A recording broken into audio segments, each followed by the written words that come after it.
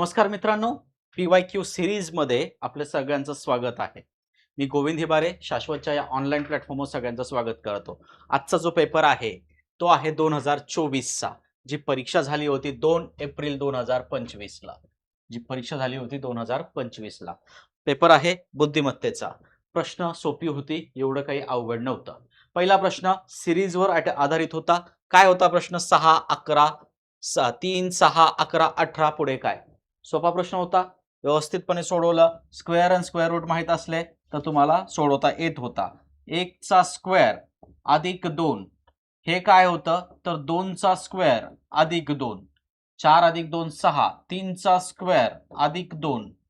4 चा स्क्वेअर अधिक 2. मग इथे काय येणार आहे?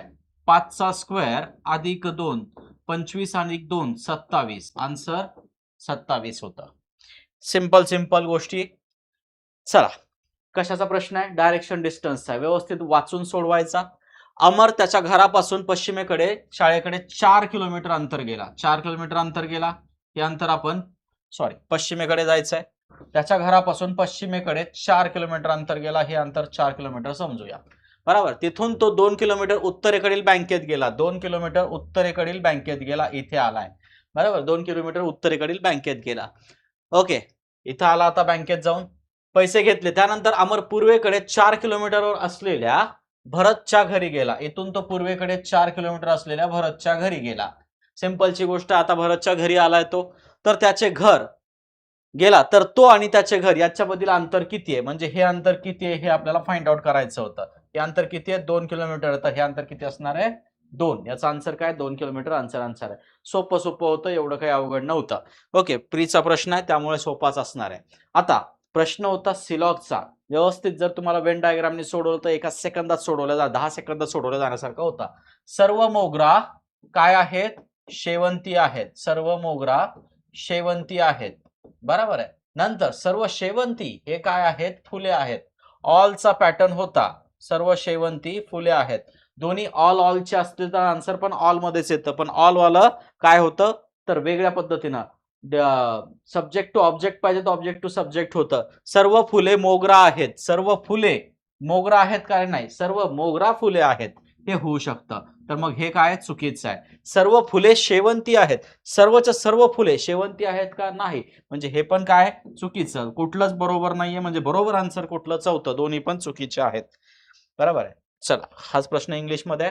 हा प्रश्न थोडासा इंटरेस्टिंग होता. सोडवताना तुम्हाला म्हणलं ना, काउंटिंग डायग्राम थोडासा काय इंटरेस्टिंग प्रश्न असतो आणि परीक्षेत टाकल्याच जातो. प्रीला तरी कंपल्सरी दिसतो. मागच्या पेपरमध्ये पण दिसला होता. तुम्हाला आता काउंटिंग ट्रायंगलचं एक कॉन्सेप्ट माहिती असायला पाहिजे होता. इथे जेव्हा अशा पद्धतीचा ट्रायंगल असतो तेव्हा 1 आणि 2 म्हणजे 1 प्लस 2 3 ट्रायंगल बनतात. कुठले कुठले? 1, 2 आणि मोठा 1, 3 असे 3 ट्रायंगल बनतात. मग आपल्याला इथं काय शोधायचे होते? तेच ट्रायंगल शोधायचे होते. मग त्याची ऍडिशन करायची. बघा रे, पहिला ट्रायंगल हा असा, दुसरा ट्रायंगल हा असा, तिसरा ट्रायंगल हा असा. हे 3 झाले. वाइस वर्सा वरचे पण 1, 2 बरोबर आहे. त्यानंतर 2 आणि 3 हे 3 आणि 3 6 झाले. प्रत्येकामध्ये 6 बरोबर आहे. 6 झाले. हे किती झाले? 6 झाले. मग 6 इंटू 3 किती? 18. जर व्यवस्थित डायग्राम पाहिली तर आणखी पण छोटे छोटे डायग्राम दिसतात. बघा रे, ट्रायंगल दिसतात. फक्त मी एवढ्याच ट्रायंगलचा विचार केला, या 3चा. बरोबर आहे. या 3चा विचार केला, पण इथं पण तोच कॉन्सेप्ट होतो. त्याच्या अपोजिटला पण 3 आहेत. म्हणजे हे पण किती आहेत? 6 आहेत. 6 गुणवले 3 किती?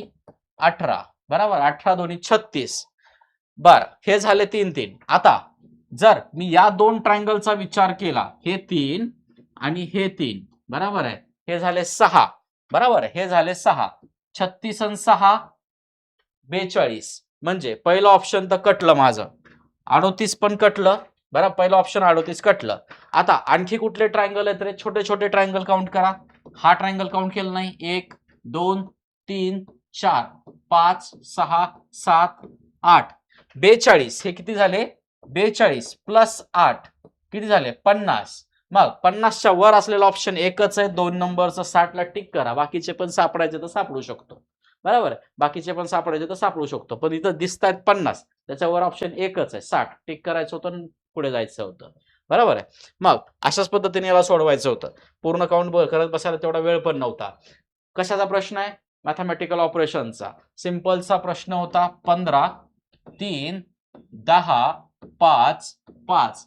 ऑपरेशन चेंज करा, तिथं मायनस आहे. मायनस म्हणजे काय? मल्टिप्लिकेशन आहे. त्यानंतर प्लस 3 आणि 10च्या मध्ये प्लस आहे. प्लस म्हणजे काय? प्लस म्हणजे काय? सबस्ट्रॅक्शन आहे. प्लस म्हणजे काय? सबस्ट्रॅक्शन आहे.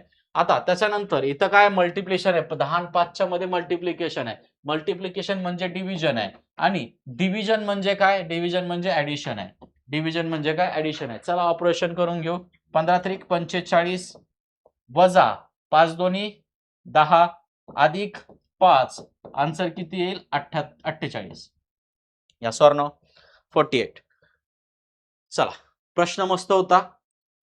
One of the best question. याच्यावरच पुढच्या वर्षी मेन्सवर प्रश्न विचारला होता. फक्त विचारताना कोडिंग करताना अल्टरनेट कोडिंग केली होती. म्हणजे ई ए लिहायच्या ऐवजी ए ई लिहिलं होतं. आता याला कसं सोडवायचं? तर याला सोडवायचं नंबर पॅटर्ननी. ग्रुप करून घ्यायचे. 2-2चे ग्रुप दिसतात. बरोबर आहे. 2-2चे ग्रुप दिसत आहेत बघा. A E A O U H R B R G H K T. बरोबर आहे. आपण कोडिंग डिकोडिंग सोडवताना 0 टू हिरो मध्ये आणि कशामध्ये? प्रबोधनमध्ये व्यवस्थितपणे समजून सांगतो. याच्यासाठी आपल्याला म्हणजे 6 ते 7 लेक्चर लागतात पूर्ण कोडिंग डेकोडिंगसाठी. बरोबर. तिथं मध्ये आपण एकदम डिटेलमध्ये घेत असतो. मग कुठलाही प्रश्न तिथं राहत नाही. आणि हा प्रश्न आपण मागच्या 5 वर्षापासून याच बॅचला, रिझनिंगच्या बॅचला घेतोय. म्हणजे जेव्हा आला तेव्हा पण आपण हे शिकून झालेलं होतं. ज्यांनी त्यावेळेस शिकलेलं होतं त्यांच्यासाठी हे इझी टू अंडरस्टँड होतं. लगेच त्यांनी आन्सर पण मार्क केलं होतं. बघा रे, आता हा जो कॉन्सेप्ट आहे तो बघा कसं सोडवलाय. 1 2 3 4 5 6. बरोबर आहे. आता 6 EU बरोबर, EA 2 नंबरला आहे, OU 5 नंबरला आहे, HR किती आहे? 4 नंबरला, BR किती आहे? 1 नंबरला, GH 6 नंबरला, KT 3 नंबरला. डिस्ट्रीब्युशनला पण त्याच पद्धतीनं काय करायचं? मार्किंग करून घ्यायची. 1 2 3 4 5 आणि 6. पहिल्यांदा कुठला पाहिजे? 2 पाहिजे. म्हणजे एसटी पासून स्टार्ट होणारा एकच शब्द आहे तो म्हणजे STTIBU. मग त्याला टिक करायचं, पुढे जायचं. जास्त वेळ घालायचा आहे का? नाही. एकदा लॉजिक डिफाईन झाल्यानंतर तुम्हाला जास्त वेळ घालावा लागत नाही. आफ्टर दॅट तोच इंग्लिश मधून आहे बघा रे. रोहन कशाचा? ब्लड रिलेशनचा प्रश्न होता. थोडासा ट्विस्टेड प्रश्न होता पण चांगला होता. जर सोडवला असेल, बरोबर आहे, PYQ सोडवताना जर तुमच्या कुठे नजरेत आला असेल तर कसं सोडवायचं बघा. रोहन रामूचा मुलगा आहे. रामूचा मुलगा कोण आहे? रामूचा मुलगा कोण आहे? रोहन आहे. बरोबर आहे. रोहन. रोहन कोणाचा मुलगा आहे? रामूचा मुलगा आहे. रामूच्या बाबांनी रोहनला शाळेतून घेतले आणि ते सचिन काकाच्या घरी गेले. आता कोणाचा काका आहे माहित नाही अजून. रामूचा काका आहे का रामूच्या बाबाचा काका आहे का रोहनचा काका आहे? बरोबर. सचिन काकाच्या घरी गेले. आता सचिन काका कोण आहे त्याची माहिती पुढच्या याच्यात आहे. सचिनची पत्नी ही रोहनची आई, बरोबर आहे. सचिनची पत्नी ही रोहनच्या आईची बहीण आहे. बरोबर आहे. रोहनच्या आईची बहीण कोणाची पत्नी आहे? सचिनची पत्नी आहे. बरोबर आहे. सचिनची पत्नी आहे. बघा रे, मग आता विचारलं काय? तर सचिनच्या पत्नीचे म्हणजे या एक्सचे, बरोबर आहे, सचिनच्या पत्नीचे रोहनच्या वडिलाशी म्हणजे रामूशी नाते काय?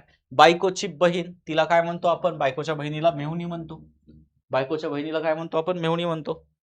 नेक्स्ट बघा रे, प्रश्न शेवटचा होता या टाइप मधला. आता पझल टाइप मध्ये होता, थोडासा लेंदी प्रश्न वाटत होता पण सोडवताना जर थोडीशी बुद्धिमत्ता वापरली असती तर व्यवस्थित सुटला असता. काय होतं? सर्वात तर विज्ञानात कोणी सर्वात जास्त गुण मिळवले? फक्त विज्ञानाचंच काढायचं होतं. विज्ञानाबद्दलच माहिती पाहिजे होती. विज्ञान, बरोबर आहे. मग विज्ञानाबद्दलच माहिती पाहिजे. थोडंसं व्यवस्थित वाचलं पहिल्यांदा तर सोडवता येतं. कधीही पझल टाइप मध्ये ना क्वेश्चन काय ते विचारायचं. बरोबर. सिटिंग अरेंजमेंट पझल टाइप मध्ये क्वेश्चन काय ते बघायचा. विज्ञानात कोणी सर्वात जास्त गुण मिळवले? मग तिथं काय होतं? आपलं थोडंसं अक्कल वापरली की आपल्याला आन्सर बरोबर येतात. बघा रे, काय म्हणतं? ABCDE आणि F हे 6 विद्यार्थी गणित आणि विज्ञानाचे स्वयंमूल्यमापन चाचणीत सहभाग घेतात. A चे गणितातील एकूण गुण C च्या अगदी वर आहेत. आपल्याला गणिताचं काही घेणं देणं आहे का? नाही. विज्ञानाबद्दल विचारलंय.